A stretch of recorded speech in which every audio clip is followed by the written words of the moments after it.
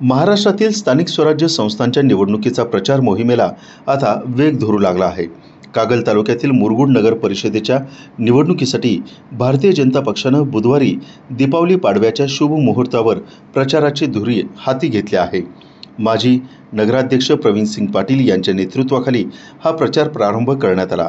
कागल तालुक्यातील दुसऱ्या क्रमांकाची मुरगुड नगर परिषद येथे बुधवारी भारतीय जनता पक्षानं अधिकृतपणे या प्रचाराला सुरुवात केली. दीपावली पाडव्याच्या या मुहूर्तावरती माजी नगराध्यक्ष प्रवीणसिंह पाटील यांच्या नेतृत्वाखाली हा प्रचार प्रारंभ झाला. यावेळी बोलताना पाटील यांनी सांगितलं की भारतीय जनता पक्ष हा सर्वसामान्यांच्या विश्वासास उतरलेला पक्ष आहे.